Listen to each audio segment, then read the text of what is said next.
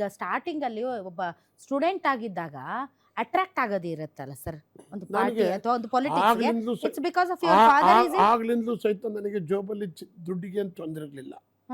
ಒಂದು 2,000 3,000 5,000ದವರೆಗೂ ದುಡ್ಡು ಇಟ್ಕೊಳ್ಳೋ ಶಕ್ತಿ ಇತ್ತು ಅವತ್ತಿನ ಕಾಲದಲ್ಲಿ. ಏನ್ ದುಡಿತಿದ್ರಾ?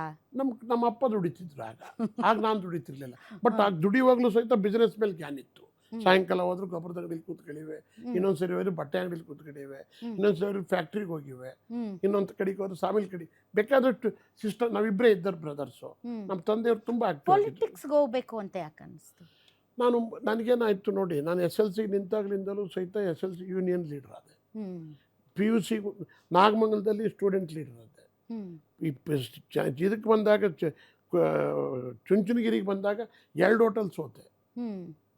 ನಮ್ಮ ಶಂಕರಲಿಂಗೇಗೌಡರು ಅಂತೇಳಿ IAS ಅಧಿಕಾರಿ ಇದ್ದಾರೆ. ಅವ್ರ ಊರಿನವರು ಮುತುಗ್ದಳ್ಳಿ ಅಂತ ಕಾಣುತ್ತೆ. ಮುತುಗ್ದಳ್ಳಿ ಅಂತಕ್ಕಂಥ ಒಂದು ಊರು, ಅದು ತುರುವೇಕೆರೆ ಪಕ್ಕದ್ದು.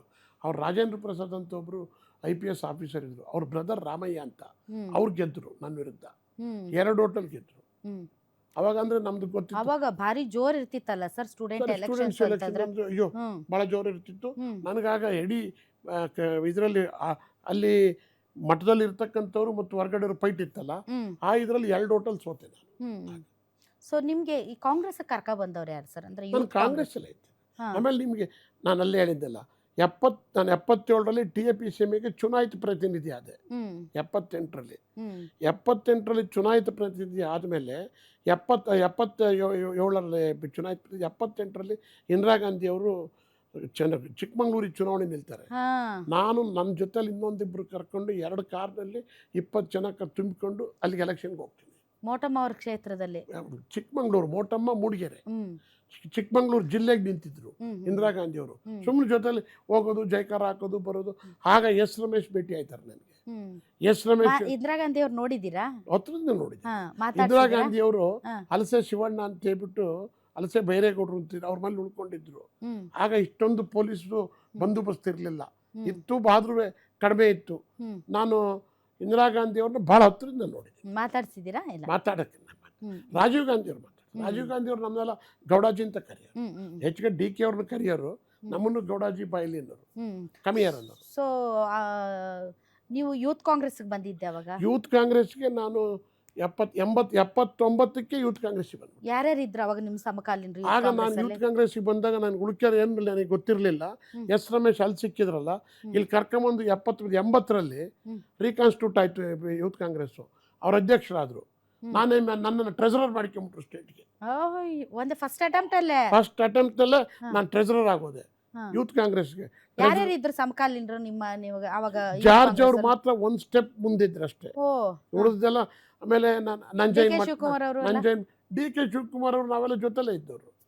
DK ಶಿವಕುಮಾರ್ ಅವರು ಇದು ಬೆಂಗಳೂರು ರೂರಲ್ ಅಧ್ಯಕ್ಷರಾಗಿದ್ರು.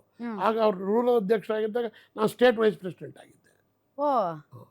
KPCC KPYCCಗೆ. ಸೊ ನೀವೆಲ್ಲ ಸಮಕಾಲೀನರನ್ನೇ? ಸಮಕಾಲೀನ, ಹೆಚ್ಚು ಕಡಿಮೆ ಅಲ್ಲ, ನನಗಿಂತ 4 ವರ್ಷ ಚಿಕ್ಕವರು ಅವರು. ಯಾರು? DK ಅವರು. ಸೊ ಟ್ರೆಜರರ್ ಆದ್ರಿ? ಫಸ್ಟ್ ಅಟೆಂಪ್ಟ್ ಆದೆ. ಆಮೇಲೆ ಜನರಲ್ ಸೆಕ್ರೆಟರಿ ಆದೆ. ಆಮೇಲೆ ಜಾಯಿಂಟ್ ಸೆಕ್ರೆಟರಿ ಅಂತೀನಿ, ಕೋಪ್ ಇನ್ನೊಂದು ಯಾವುದೋ ಹೇಳ್ತಾರೆ, ಸಹ ಕಾರ್ಯದರ್ಶಿ. ಅದಾದ್ಮೇಲೆ ಸೆಕ್ರೆಟರಿ ಆದೆ. ಅದಾದ್ಮೇಲೆ ವೈಸ್ ಪ್ರೆಸಿಡೆಂಟ್ಗೆ ನನ್ನ ಹೆಸರು ಭಾಳ ಓಡ್ತು.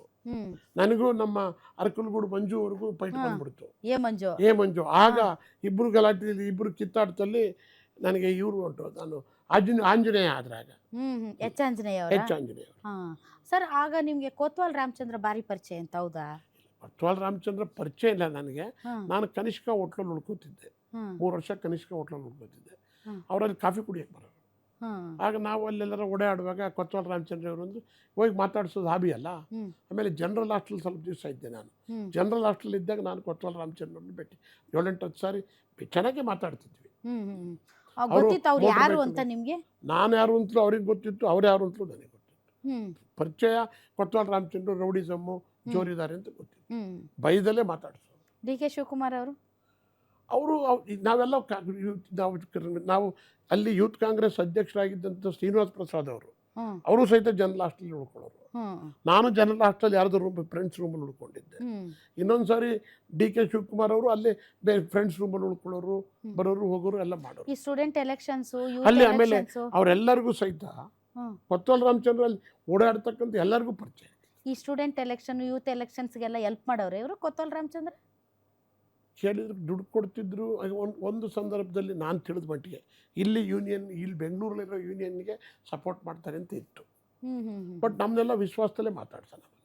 ಆಮೇಲೆ ನನ್ನ ಎಲೆಕ್ಷನ್ಗೆ ಜಯರಾಜೇ ಕ್ಯಾನ್ವಾಸಿ ಬಂದಿದ್ದ. ಓ, ನಮ್ಮೂರೊಬ್ಬರು ಬೋರೇಗೌಡ ಅಂತ ಇದು ಫಸ್ಟ್ ಎಲೆಕ್ಷನ್ ಫಸ್ಟಲ್ಲಿ 84ರಲ್ಲಿ ಬೋರೇಗೌಡ ಅಂತ ಹೇಳ್ಬಿಟ್ಟು ನಮ್ಮೂರೊಬ್ಬರು ಲಾಯರ್ ಇದ್ದಾರೆ ಇಲ್ಲಿ, ಸಾರಾ ಗೋವಿಂದ್ ಅವ್ರ ಬೀಗರು. ಅವ್ರ ಜೊತೆನಲ್ಲಿ ಅವ್ರಿಗೆ ಆಗ್ತಾನೆ ಬಿಡುಗಡೆ ಆಗಿತ್ತು. ನನ್ನ ಎಲೆಕ್ಷನ್ ಬೋರೇಗೌಡ ಬರುವಾಗ ಜಯರಾಜ್ ಅವ್ರನ್ನ ಕರ್ಕೊಂಡ್ಬಿಟ್ಟಿದ್ದ, ಆಗ್ತಾನೆ ಬಿಡುಗಡೆ ಆಗಿತ್ತು. ನಿಮ್ಗೆ ಗೊತ್ತಿತ್ತ ಜಯರಾಜ್ ಯಾರು ಅಂತ? ಗೊತ್ತಿಲ್ಲ, ಆಮೇಲೆ ಗೊತ್ತಾಯ್ತು ಜಯರಾಜ್ ಬಂದಿದ್ರು ಅಂತ.